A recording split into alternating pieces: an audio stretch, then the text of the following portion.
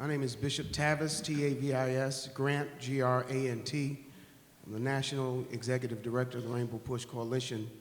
Joining us is Frank Chapman, Chicago Alliance Against Racism and Political Repression, and others. First, giving condolences to the Nichols family and the community at large in Memphis, Tennessee. Last night, what the nation and the world saw was the most gross display in graphic terms of a failure in law enforcement.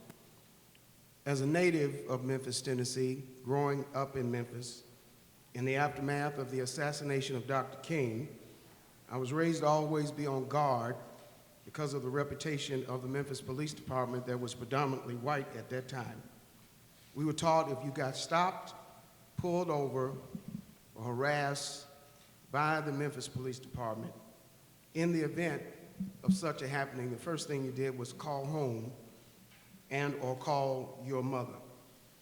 As I and Reverend Jackson witnessed a 140-pound African-American man just 100 yards away from his home, a neighborhood that over 30 years ago African-Americans of the middle class could not live in, whose last words before he called for his mother was, "What did I do?" This implicit racist bias and culture of violence for nearly 40 minutes, 30 minutes of which no one gave Tyre Nichols aid, assistance, or care. 4 minutes of brutality and violence exacted on his body. Some 9 shots directly to his head, several kicks to his upper torso, while being held down by any number of officers and handcuffed. Now we know because of the video. There were 9 or more individuals on the scene. Every one of those on the scene, those especially in supervisory positions, must be held accountable for the death of Tyre Nichols. We had no video except for the pictures of Emmett Till and the open display given to the nation and the world by his mother, Mamie Till, that allowed the nation to see an open casket of her son's brutality. We had no video, no means of knowing how Freddie Gray met his death at the hands of police officers in Baltimore, Maryland. Yet here in Chicago, we saw it with Laquan McDonald. We did see him surrounded by 20 officers. And we do know there was collusion, conspiracy, and attempt to conceal and sabotage and create a false narrative and false reports about the killing of Laquan McDonald, 16 shots and a cover-up. So we know in Chicago what's happening in Memphis. Though it took 19 days, 5 officers terminated and indicted, 2 Memphis Fire Department personnel put on administrative leave, and as of last night, mysteriously, the Shelby County Sheriff put 2 deputies on administrative leave. Reverend Jackson this week spoke with the family who has invited him to be a part of the celebration of life for Tyre Nichols. And unfortunately, all that has happened has given us no real sense of justice because we know others are involved and must be held accountable. Therefore, Reverend Jackson and I are calling for the Justice Department, in particular the Civil Rights Division, to launch a parallel investigation into the death of Tyre Nichols. For example, what was the probable cause? There was, in fact, on video, a white officer who some believe was in supervisory position who tased Tyre Nichols and has yet to be charged, has yet to be terminated, and has yet to be identified. He is on radio recording saying, "I hope they catch him and stomp him." The video that we have seen, the live feed that was provided by the police department, someone was watching that feed. What did they do? Who did they report? And why weren't supervisory officers on the scene providing swift, immediate intervention on the scene to stop this act of violence? Who made the decision not to give Tyre Nichols immediate medical attention? What was put in the police reports? What's on the 911 calls? How many witnesses are there? And the height and depth of this incident cannot rest on the shoulders of just these 5 officers and the 9 that are on, the 4 that are on administrative leave. We are disturbed and disgusted, not just because the badge has been dishonored, but the character, the blood, the sweat, and the tears of people who sat in and marched and worked in cities like Memphis, Atlanta, and Chicago to get black judges, to get black teachers and black elected officials and black lawyers and, yes, black police officers. And because we believe in the capability, competence, and capacity of our culture and our community, too much has been done, too much has been suffered, too much has been lost for this kind of behavior that flies in the face and the work. It is a disrespect to the life and legacy of Dr. King, who lost his life in this very city. And so we will, like we have before, turn our pain into power. We'll rise above this. Reverend Jackson and I will attend the funeral on Wednesday. Reverend Jackson has been asked by the family to speak. We'll stand together, we'll weep together, and we'll work together to turn this moment of tragedy into an opportunity to make us better. We'll show the nation what redemption looks like, what reform looks like, what responsibility looks like, and finally, as long as we remember Tyre, he will live. And now we'll have remarks from the president and founder of the Rainbow Push Coalition, Reverend Jesse Jackson. Listen, my friends, there are many things to be said about this. One of the bishops said, I'm going to go away real fast, is that the very bright light you saw lit up the whole thing. It was dark. It was broadcast in real time back to police headquarters. Police headquarters knew this was going on. Wasn't a five involved because there's so much corruption here about police behavior in the city. So we really want to do something simple. Memphis city, but we have spoken about things skilled and the things skilled at 6 o'clock. There's the fire department downtown Memphis, and several years later they were still trying to get evidence. This quick due process indictment of firing without due process, not impressive at all. More involved here than quick due process. Others were involved in this situation will write that down. Others were involved in not to fly. But we really saw the first one about the killing 19 Asians. They were wiped off the pages. 19 Asians were wiped off the pages because by 19, equal one black beaten in Memphis. We're suspicious of that formula. Many Asians killed by Asians, black killed by 5 black police. The war was involved in just that. So now that we look at the whole situation in Memphis, we're going down there early next week. Part of service and liberation, and meaningful participation. Could it be that it's said here by the media, I'm suspecting the media noise, the media covers this in the way that several events covered. I'm concerned that, for example, why so much media coverage of this particular event? Particularly a black life being killed. Most blacks are killed by blacks. Whites are killed by whites. Latinos are killed by Latinos. Asians are killed by Asians. Actually, 1,200 Americans are killed by police. More white than black, brown. This case should be a case that the media is going to deal with this rather than deal with facts of another black lynch in that state. There's almost no coverage of it. I'll challenge some data with you guys. It's important to me. African killed between 1880 and 1940. Alabama, 301 lynchings. Arkansas, 492. Florida, 311. Georgia, 589. Kentucky, 165. Louisiana, 549. Mississippi, 684. North Carolina, 123. South Carolina, 105. Tennessee, 242. Before two blacks lynched in Mississippi without any news coverage. Lynching, unlike a regular shot, assassination, or murder, where a group of people gather, ministers, judges, police, and the media.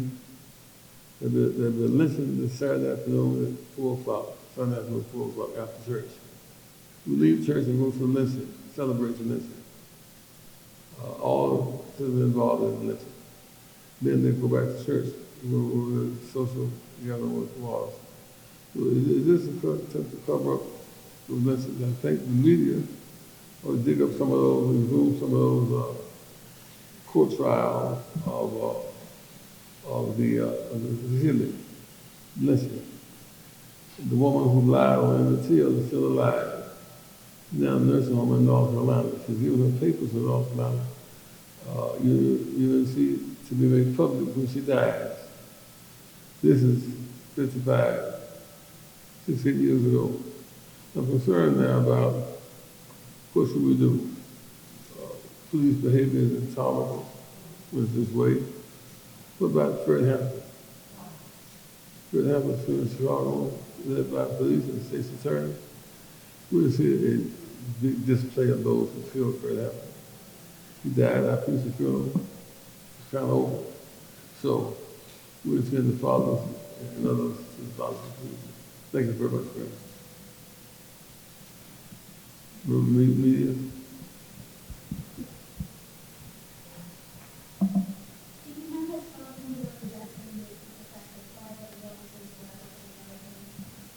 It's troubling when they were black. We put bars here at the blue job. But the fact of the matter is, we cannot discern. We meet the parents of those who didn't kill it. Because one boy, his parents named him Emmett Martin, Emmett Till, Dr. King. It makes a middle class family. Now I'm talking about the neighbors of those who didn't kill it. Those children have to go to school, have to face the torch. The parents and grandparents are in jeopardy. So these guys live in the community, right?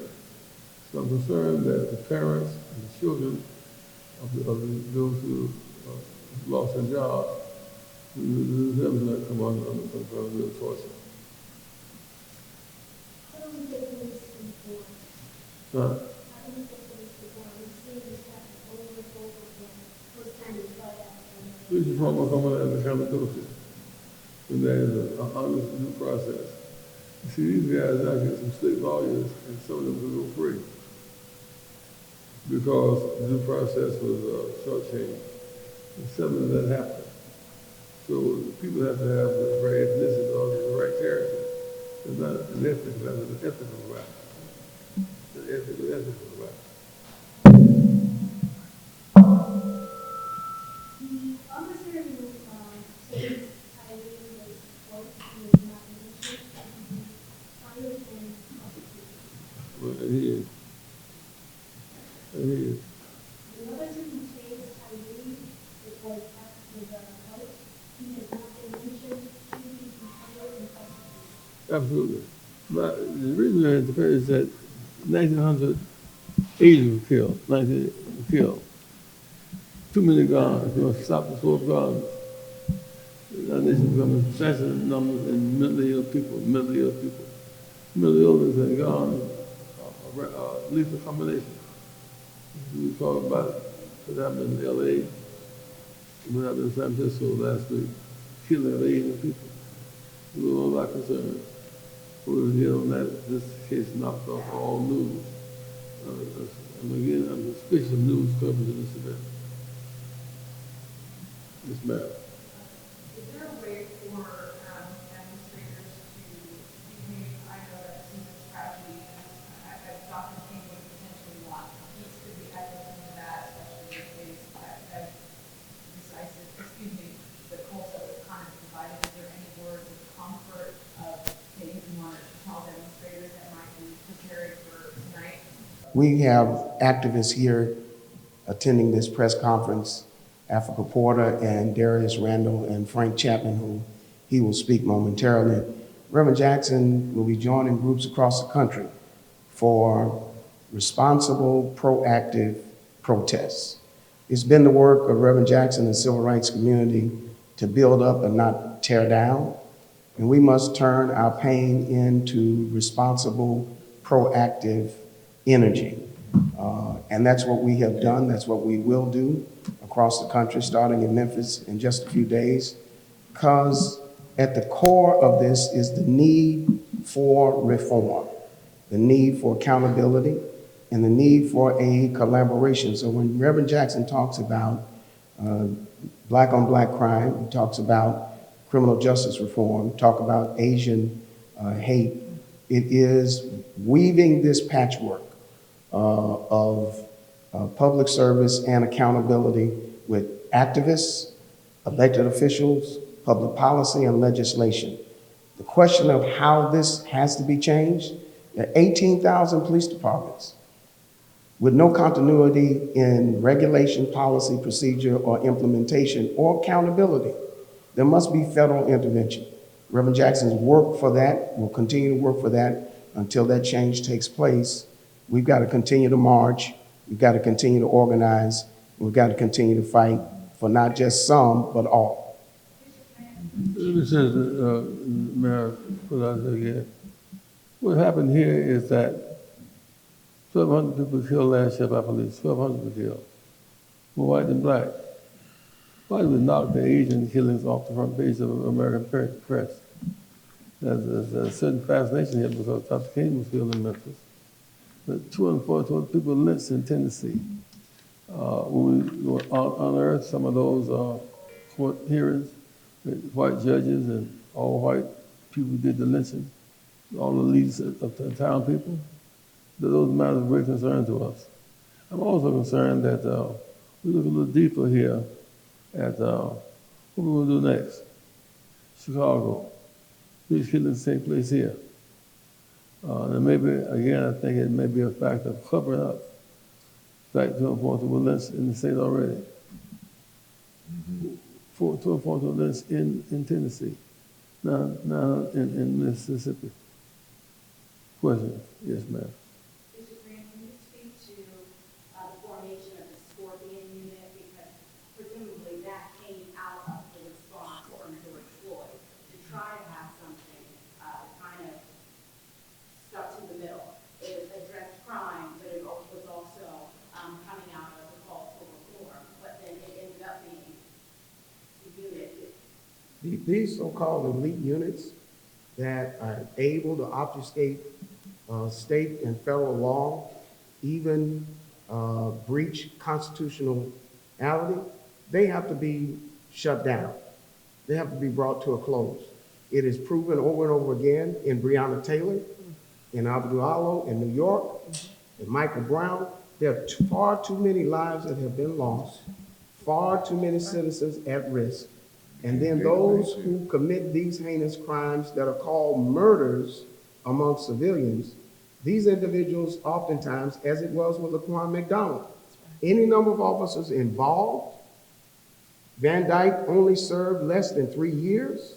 So when Reverend Jackson talks about high-profile lawyers representing them, unions representing them, these units don't serve our community, and they don't protect our community, and they must be shut down. Bishop, we also know that they wouldn't, if this had been a white boy, they wouldn't beat them to death as a matter of culture. Not only policy, but culture. They know the price to be paid for killing white people is too great. That's one part of this thing. The other part of it, seems to me, is this, that, how can I put this thing? They killed him. The Scorpions are not designed to focus on white communities, the black-owned departments. I mean, there will never be a chance for them to do it on whites. That's not they were assigned to the black community. We're going to have Frank Chapman Alliance Against Political Repression. We stand in unconditional solidarity with Rainbow Push on this question and agree in principle and in detail with their statement. I just want to bring to your attention something that might get overlooked. and that is that the mother, she charged us to do something about this. Her son's death would lead to a change in police policies and so on. So here in Chicago, we have that on the agenda. We have that on the agenda. Here in Chicago, we're going to have an election on February the 28th. And that election is about police accountability. But before I get into that, let me read our statement. The National Alliance Against Race and Political Repression condemns the police killing of Tyre Nichols and stands with all victims of police terror. On January 7, 2023, Memphis police brutally assaulted Tyre Nichols, a 29-year-old black man. This resulted in his bones coming out of his skin and difficulty breathing. Tyre Nichols died in the hospital 3 days later, on January 10th, after kidney failure and cardiac arrest because of the beating. The police cam footage is horrific and unwatchable. The 5 officers responsible for the death of Tyre Nichols have been fired by the Memphis Police Department and have rightfully been charged and indicted for the murder of Tyre Nichols. They now must be convicted. The demands for accountability and transparency from police are evergreen, as this January has shown that cops continue to live up to their legacy of racial terror with the recent murders of Kenan Anderson in Los Angeles, Manuel Duran in Atlanta, Georgia, and Tyre Nichols in Memphis, Tennessee, at the hands of police. The movements to fight back and demand real justice for black people and all victims of police crimes must continue to struggle until we secure a future where the police answer to the people. A world where the community gets the first and last say on how they are policed and where real accountability is won. That is a future where our people have community control of the police, a future that will be reached only if we fight for it. Only through the demand for community control of the police can we see killer cops held accountable and their boots taken off our necks. The National Alliance stands in full solidarity with the family and friends of Tyre Nichols as they fight for accountability and justice. We stand in full solidarity with all strands of the movement and call for all our branches, affiliate organizations, and allies in the movement to demand justice in their own cities. We are a national organization, and therefore we're calling upon all of our branches and affiliates throughout the country to protest this horrendous murder. And let me just say finally that here in Chicago, we're going to also have a protest of a unique type. On February the 28th, yes, February the 28th, we're going to vote. We're going to vote for representatives in 22 different police districts in this city. These representatives will be from our communities, and these representatives will be there to hold the police accountable. That's why we're having that election. That's why we got that legislation passed. This ain't going on nowhere else in the country. Nowhere. This is the first time in the history of our country that we've been given a democratic option to say who polices our communities and how our communities are policed. So we're getting ready to make history here. It's a shame that there's always a struggle between education and catastrophe. It's a shame that we can't move fast enough to prevent these murders because we're dealing with an institutionalized racist practice that goes back for hundreds of years. So this election is going to be very important in setting a new tone and setting a new direction, not only for this city, but for our country. Thank you. One can only think what Tyre experienced that night. It is gut-wrenching. It is disturbing.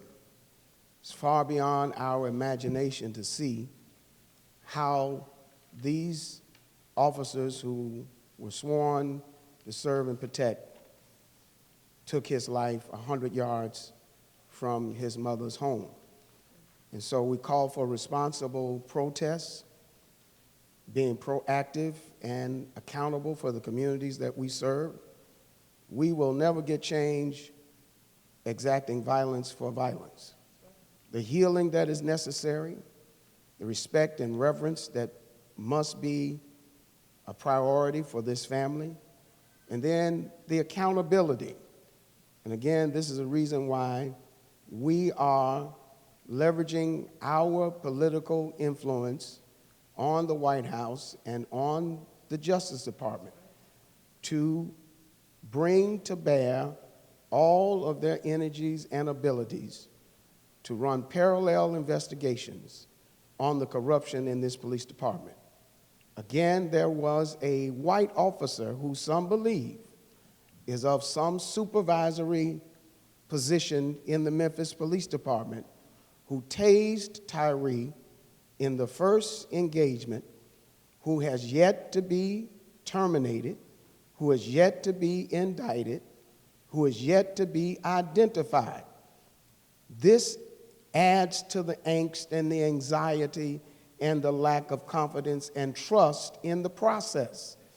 That all individuals, regardless of their race, position, or rank, must be held accountable for this murder. That's right. He was murdered. His life was taken. And though it has been 19 days, we've waited before, and we're tired of waiting. And at the same time, we don't want a rush to due process. We want every individual to be held accountable and this family to get the resolve and the results of justice. So what does justice look like? It looks like everybody who was involved in this being held accountable to the highest extent of the law, no matter what it costs, no matter who it is, no matter what they did not do or what they said they did. We see officers on the scene trying to concoct a story on their own video. They are irresponsible in even dispersing the pepper spray that gets in their eyes, restraining him. How can he resist if you are imposing pressure on him? How is he to respond when he sees danger? How is he to respond when he is outnumbered and outmanned? How is he to respond when he asks the question? He is more calm and more subdued while he's being attacked than the attackers. You see on the video, some officers show up and begin to immediately participate in this gang-style attack. So as a community, we have a right to be disgusted. That's right. We have a responsibility to be disturbed. And at the same time, to honor this family and his memory, we must be proactive and responsible and do our due diligence in getting justice for him so that there doesn't have to be another Freddie Gray. Didn't have to be another Laquan McDonald. There doesn't have to be another Tyre Nichols. And as long as we remember him, we're going to fight for him and get justice for him and all of the others. Any other questions from the media?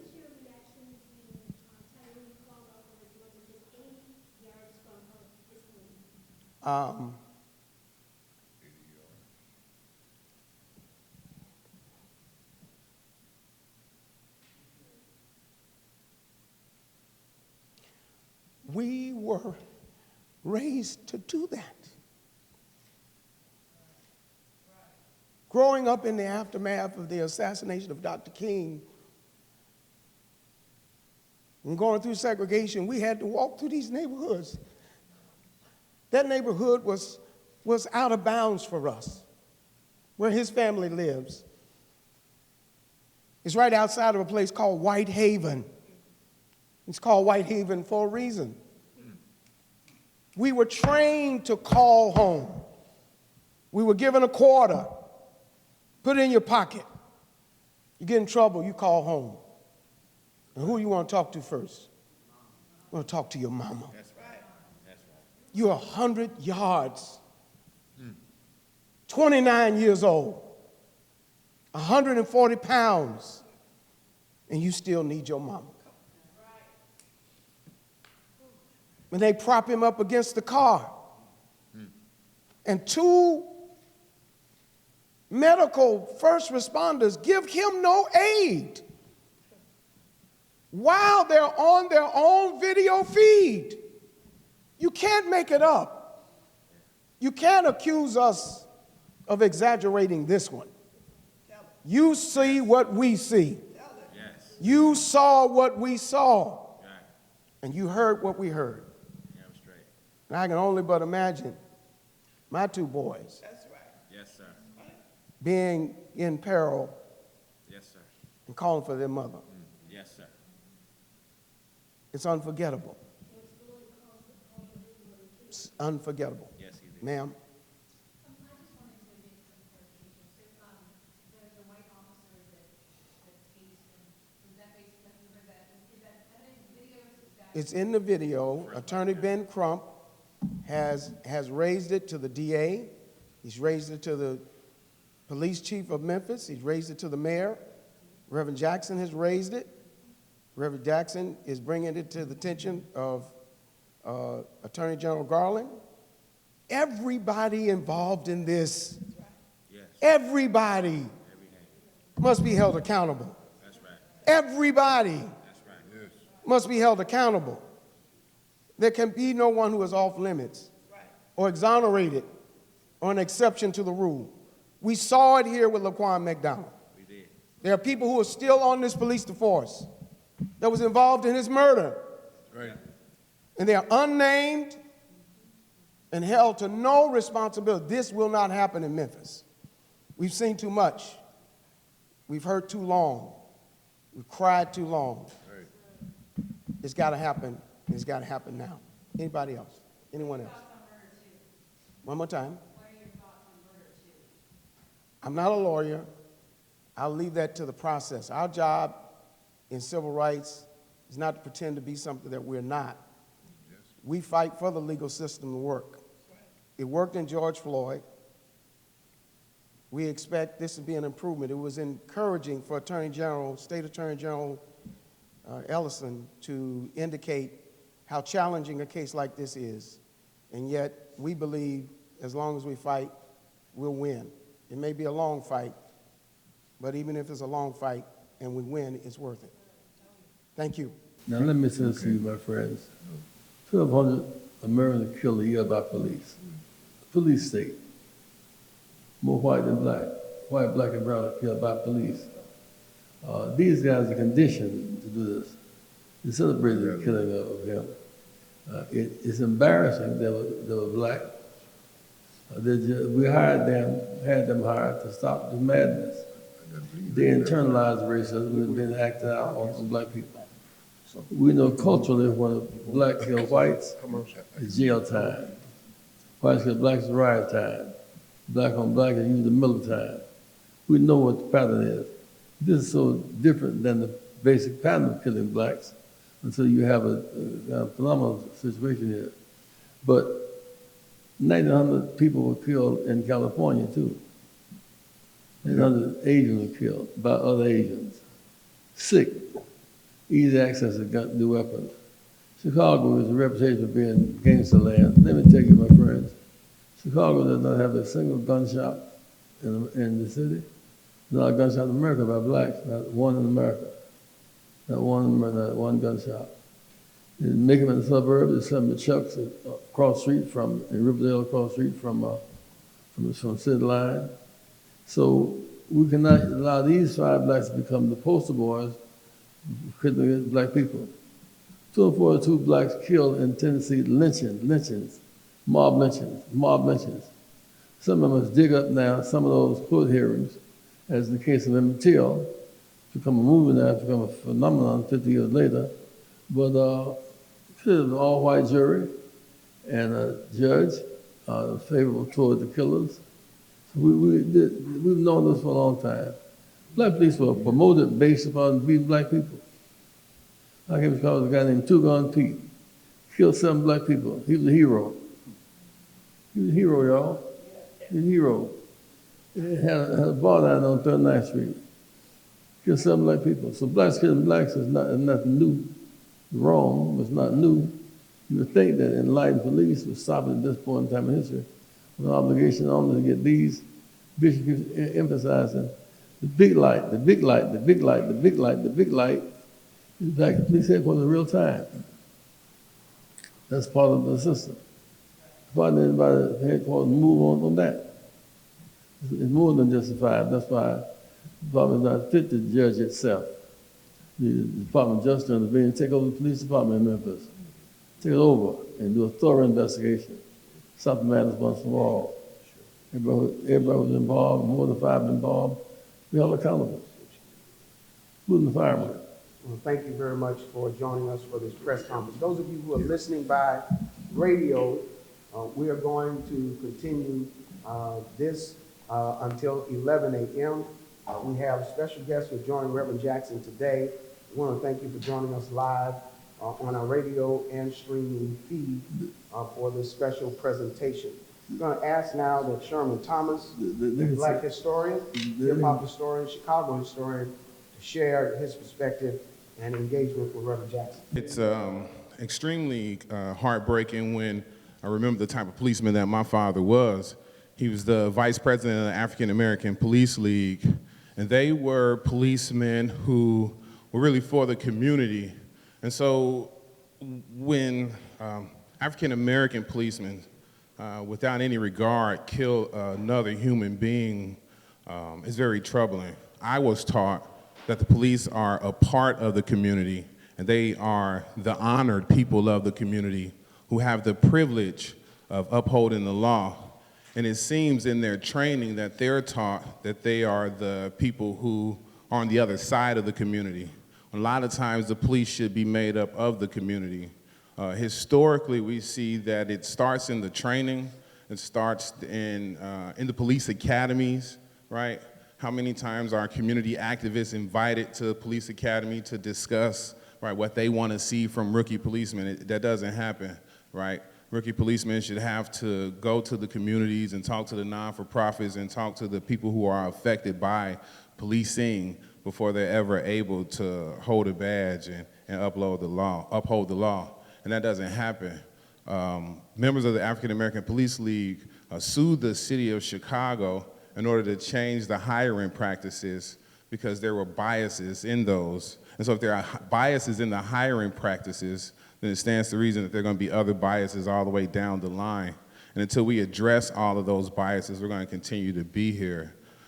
We have to convince the members of the police department that they are not on the other side of the community, but they should be here for the community. Thank you. Thank you, Reverend. Yes.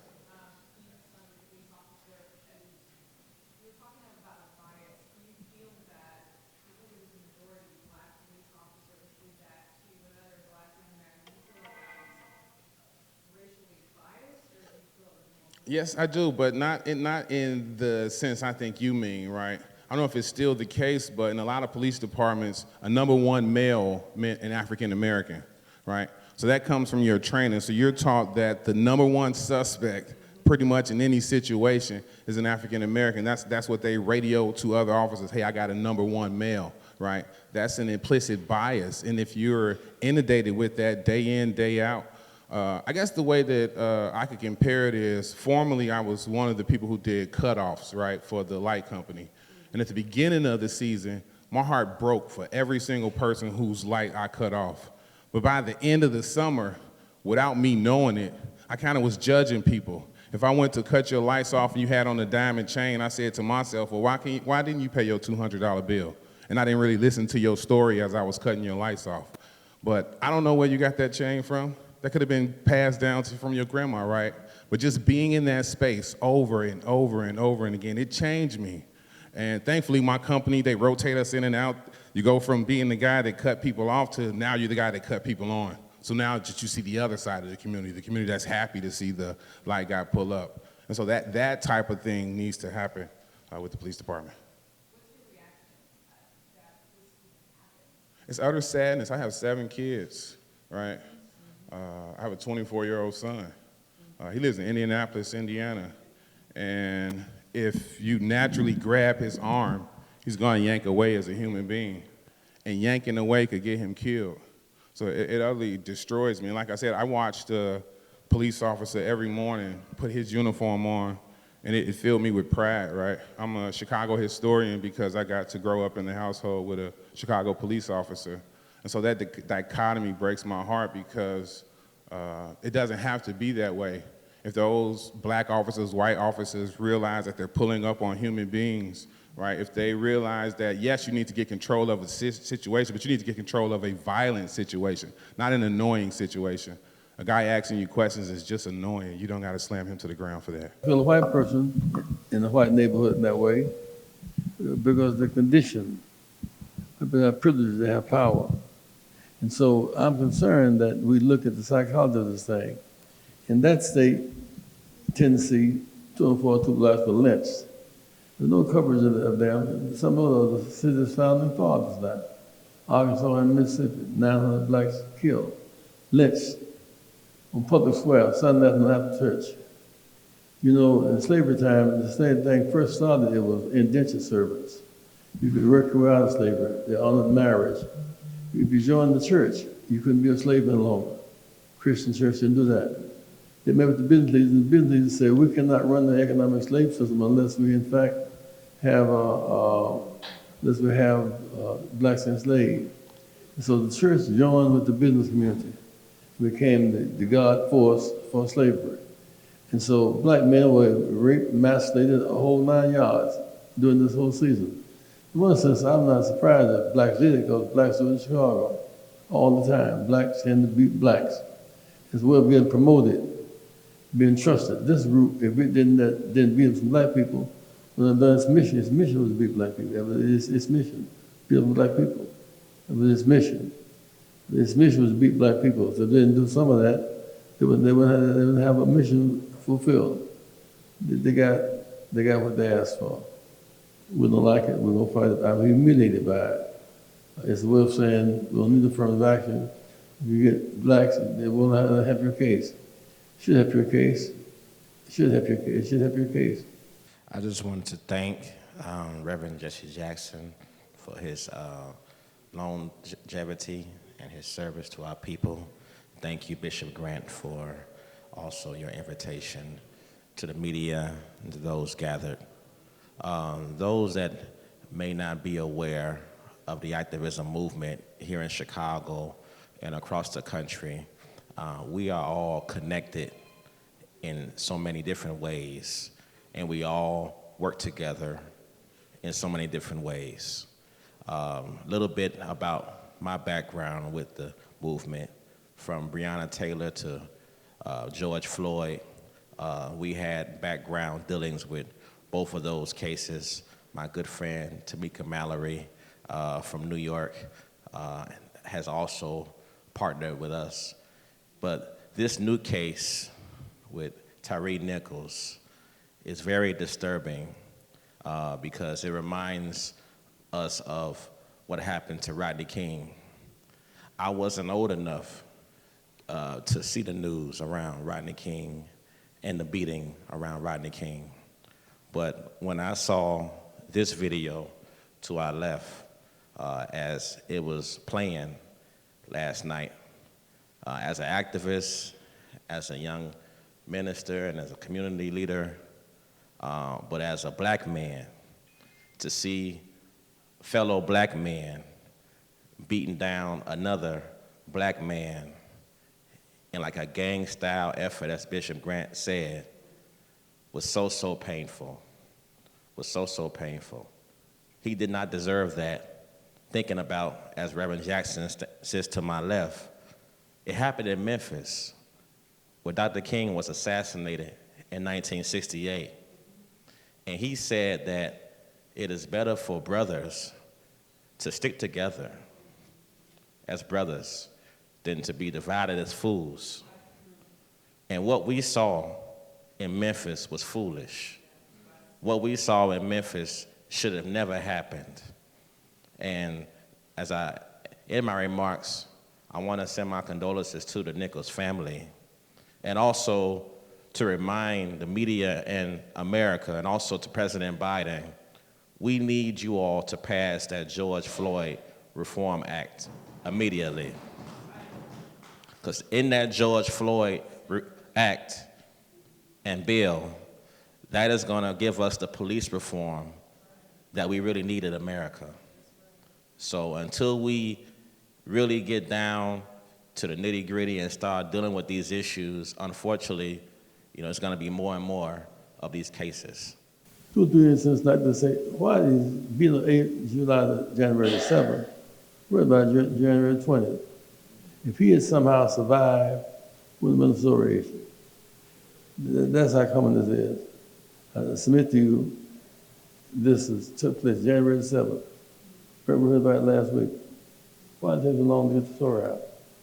But if he had survived and just been a cripple, a vegetable, it'd been all right. His death, again, it wiped 1980 to kill off the front pages. 10 people at a party, 9 at a party for the celebration of the New Year. Old people, humble nobody. Children of their own, mentally ill. When people are mentally ill, have ethical collapses, that plus semi-automatic weapons is an institution that in crisis. No police can stop you with semi-automatic weapons. No police chief can stop that. So we don't need wild people with wild weapons. This boy they keep beating up on in Washington, what's his name? What's his name? Big liar in Washington. What's his name? Big liar in Washington. Oh, Santos. Huh? Big liar. Congress. Santos. Yeah. He's a super liar. He lied with the Congress. Step by step by step. The guy he honors lies with the presidency. He joined the lying crowd. He's the valedictorian of his freshman class. Mr. Santos. Liar, liar, liar, liar. He has statue in the Congress today. And vote for Speaker of the House. This is some sick stuff. America is becoming richer and richer, and sicker and sicker. We have an obligation not only to deal with the killing of this boy, but to deal with the whole issue of mental health on the one hand, on the other hand, access to weapons. Sick person doesn't need a semi-automatic weapon. It's very dangerous. And I hope the Democrats let him alone. Let Santos alone. Let them still that symbolize the lying Republicans. Let him alone. He's sick. He could commit suicide. Pathological lie. He's a sick man. And he could go in one day and shoot the Congress. He feels rejected by those he admired the most. He is a sick guy. I tell you, he's sick. He's sick now. You know, this means he's sick. He needs help. Not by his name, not by his game, not by his parents. Super liar. When we talk about these incidents of violence and the culture of violence, can you imagine sheriffs in the state of Illinois saying they will not enforce a law that is passed by the legislation, has not been overturned? It is still a law.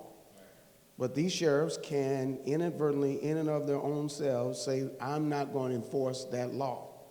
This adds to the lack of confidence, the anxiety and angst that, particularly in communities of colors that we have, that we've known for a long time, that there are two justice systems, one for them and another for us. And we have to raise these issues in a parallel fashion to see how do you right this wrong?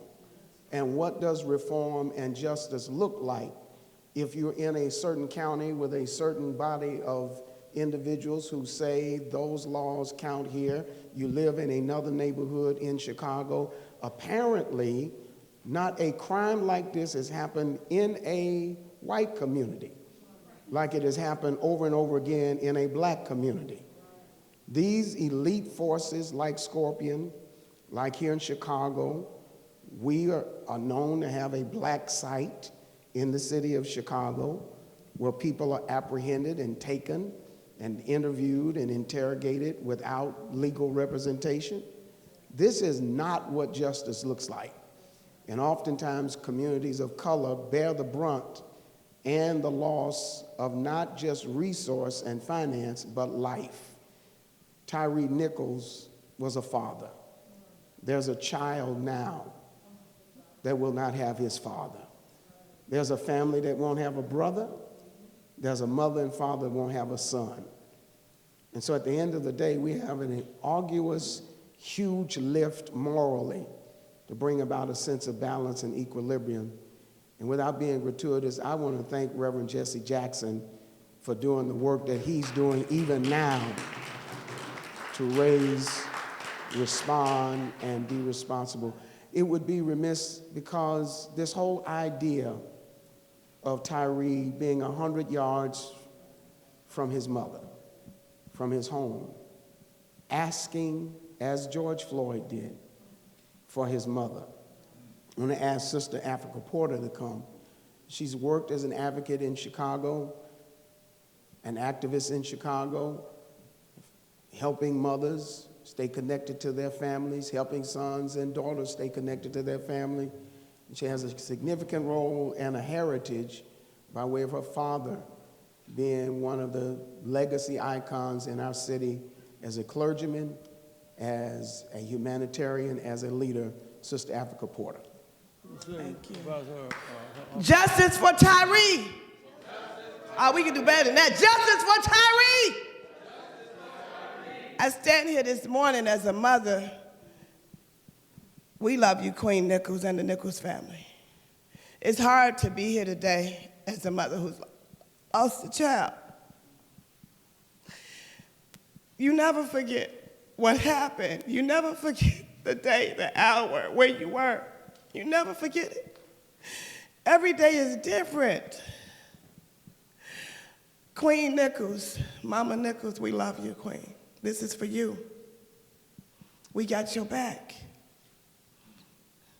National Rainbow Push Coalition and others, we stand with you, Queen.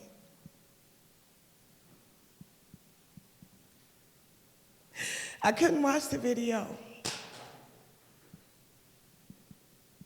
because I watch it in my head all the time. We watch it all the time. Enough is enough. Enough is enough. Thank you so much, Reverend Jackson. All your years of sacrifice for us. I am because of you. Thank you. Bishop Grant, Push family, everybody that cares enough about us to save us, to serve us. When Dr. King was in Chicago, her father, Reverend John Porter, was a freedom fighter. I was sad because many black ministers in Chicago turned on Dr. King. You know, they just play role, and they had internalized racism. They internalized it. Often, some of your own group internalize the problem. The minister had a press conference in Chicago saying, Dr. King, you got to tell he's not necessary here. His presence here was focused on urban America, career affairs, how to act, for example. So again, I want to thank you, Africa, for your on the heritage of your father and your mother. But again, we're now in an embarrassing situation because it's black on black crime. It's so common to us. I mean, again, blacks kill whites, jail time, whites kill blacks, ride time, blacks kill blacks, middle time. Like it's no big news anymore. Not depending without jet, we don't know what's happening. Big guys for covering this about today. We should go on and tell the story. Memphis is, as a city, sitting on the river, is big in spirit, but in terms of proximity, one thing from another, people don't know how close Beale Street is, don't know how close Lorraine. To sit there and watch Tyre Nichols murdered in living color has to bring about some remembrance in terms of in just a few months, we'll be memorializing Dr. King again. The Mississippi River is like the Red Sea for black people. 902 blacks killed in Mississippi, 1880 to 1940. The brutal killings of blacks in that state, if a tale came after the study was done. A kid came to the house and the woman lied on him, shooting at the hospital. Debate Nancy, she come to trial. She's old. There's no such limitation on lynching. Part of the lynching crew is in jail, is in the hospital today. So again, it hurts. The narrative in Memphis has been since '68, Dr. King's death, assassination in Memphis, Tennessee. Now, of course, Tyre becomes a frame of reference for national police brutality. We're going to make sure his living and dying was not in vain. Thank you, Bishop. When we talk about the importance of voting, it becomes critical for the communities that we serve to understand their participation in the process. For example, if you're a convicted felon, you can't serve on a jury. So part of our challenge is to keep our people out of the system, but then we have returning citizens that have value and redemption, right? And they have a moral obligation to come out and be a part of reform as well. Talk about that, and because when we talk about voting, we just don't talk about us voting, we're talking about everybody voting. Yeah, I can talk about that from a personal experience as well, because I spent 15 years in the American prison system, wrongfully convicted. Back in 1961, I got out in '76 as a result of a movement like this that we're witnessing here today. They told me that they had taken the right to vote away from me and I couldn't vote. Well, I knew I was wrongfully convicted.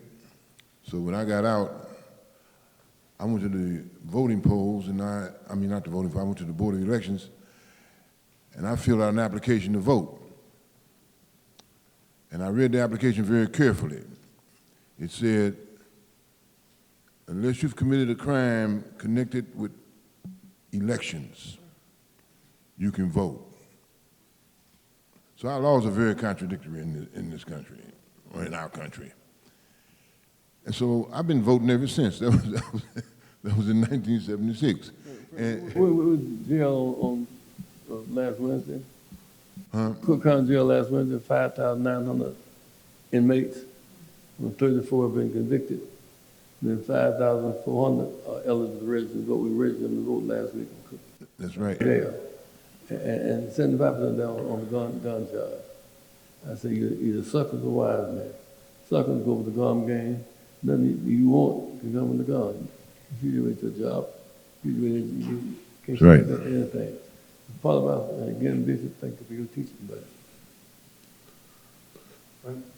Yeah. You got people in Cook County Jail that have not been convicted of a crime. They should be able to vote. In the state of Maine, people who have been convicted of a crime can vote. So it depends on what we do. All of those who have a right to vote and an opportunity to vote should vote on February 28th. And why should you vote on February 28th? And I'm not exaggerating. If you don't believe me, check your books. This is the first time in the history of the United States that we have been given a democratic option by the people of Chicago, because we fought to get that law passed, empowering communities of public safety. Well, you're being given a democratic option to say who polices your community and how your community is policed. This is not an appointed body. This is an elected body. And as such, they will have the power of oversight, the power of oversight. They will have a voice to say who polices our communities and how our communities are policed. That has never happened before, never. And so this is a great opportunity and one that I don't think we should miss. So everybody that can vote should vote. You should go to the polls. The new voter registration cards that have come out have a new voting district on them. CPD, police districts are on the new voter registration card. So you will know what district you're in, and you can vote in that district. You can vote in that district to elect to that board 3 people who represent your community, the interests and the concerns of your community. And those 3 people will in turn nominate a citywide commission. It's going to consist of 7 people, 2 from each side of town, north side, south side, west side, and 1 at large. And that is who is going to have oversight over police policies. We can look into everything. We can question everything. We can look into stop and frisk. We can look at kicking people's doors in while they're in the shower. You know, we can look into all of that. But not only look into it, have something done about it. We will have the power to hire and fire COPA, Civilian Office of Police Accountability. That's the investigative body. We will be in charge of that. So that when a police crime is committed, we got something to say about the investigation. That's very critical to the prosecution. Frank, 5,900 inmates in Cook County eligible to vote right now. We remember who's registered. 5,900 votes in Cook County. That vote will determine the election. Many of them have been in jail longer than the trial is. When the judge comes and says you've been in jail 3 years, your trial, your conviction is 2 years. Absolutely. Many of them are staying in jail because they're homeless. Warm in the winter time, 3 meals a day. Many of them are there not fighting to get out. So as they become a culture in the jail. So this is real. This is Chicago. I'm talking about Memphis now. 5,960 in Cook County Jail today. 34 are convicted. They're going to spring during the state's bill someplace. Right. 5,900 registered vote. We're registered them between Christmas Day and last week. I really want the candidates to go over there and do a town hall meeting with the inmates. These are our children. $75 on a gun case. They'll make no sell guns in Chicago. We don't have a gun range here. That's the setup. You're a sucker if you go for that deal. Now, again, we're going to fight. BC mentioned the Kwame McDonald. We saw on tape. Kwame McDonald, they lied to tape. Right? They lied to tape. And more than 5. That's Say one more thing, and then I'm done. Jackson said more than five people involved in the killing of a young man in Memphis last week. Why killing January 17th, and we get news 20th. Why was it evidence suppressed? It became a sensation issue. The news ran after that was hot potato. Change is going to come when we make change. Thank you very much. Those of you watching on all of our platforms and listening to us on WVON, I want you to go to one of those platforms. You can text the word PUSH to 41444 and contribute and become a member today. There's a QR code that you can scan at rainbowpush.org and become a member today. Question? You were speaking of the mayoral election coming up next month. Incidents like Tyre, George Floyd, they have ripple effects on police departments across the country. Can you just give your message to the mayor and mayoral candidates who are crafting their campaigns around fighting crime? What is your message to them in response to this? Well, as Frank Chapman has outlined, in the city of Chicago, we're going to have these police districts, and we're going to be given democratic opportunity for oversight and accountability. We cannot arrest our way out of the culture of violence. At the same time, we need responsible legislation. We need community-based law enforcement where it is both and not either or. Citizens should not be afraid of police officers, and police officers should not be against the citizens. This used to be a city of communities where you could travel from 95th Street to Lake and Pulaski. You could get on the L and ride the A train, the B train. I'm dating some of y'all. You get a super transfer and ride all day on Sunday. We have now become so segregated and divided by violence, by poverty, by unemployment, by being unhoused. We've been so divided now. We need leadership that brings us together, but it is a cohesive community where children matter, where seniors matter, where property owners matter, schools matter, hospitals matter, mental health centers matter, sense of neighborhood matters. And so our challenge today with an incident like Tyre Nichols, we have to just ask the question. This is the reason why Reverend Jackson is going to Memphis this week. We didn't see any residents come out that night. These are homeowners. Memphis is not an urbanized center like Chicago. So we saw no residents out there saying, hold on, wait a minute, y'all are going too far. What are you doing? There were no residents that came out and heard the screaming, heard him. If you hear it on the video, the home that's 20 yards away, not 100, 50 feet away, didn't come out on the porch and say, where are the citizens who took video that night? Why y'all, it's okay, y'all in Operation Push, y'all can say yes or no or something. But the question has to be asked, where is the community now? We cannot be afraid, so afraid, that when one of us is being attacked by anybody, we are so silent and invisible until it is us. Then we want everyone to say something about it because it's me or mine, etc. And so the challenge with Tyre Nichols is he's your brother, your son, your nephew, your neighbor, your neighbor's child, your friend's child, the people across the street's child, and now he's gone. And that void can never be filled. But what we can do is fill the gap with us being responsible as a community. Policing doesn't start at a police station. Policing starts in communities. We used to police our own communities. We used to police our own neighborhoods. And police officers didn't have to do what they're doing now.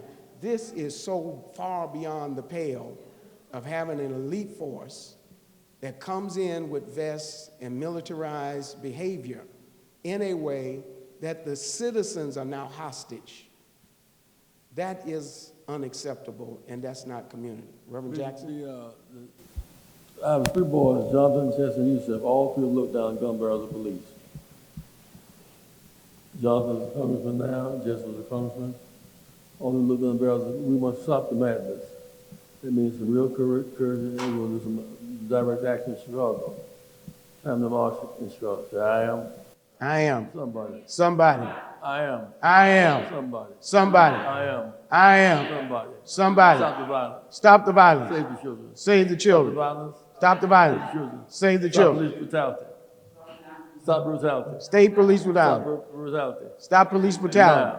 Now. Keep hope alive. Keep hope alive. Keep hope alive. Keep hope alive. Make you scream like a minute. Reverend Darius Randall.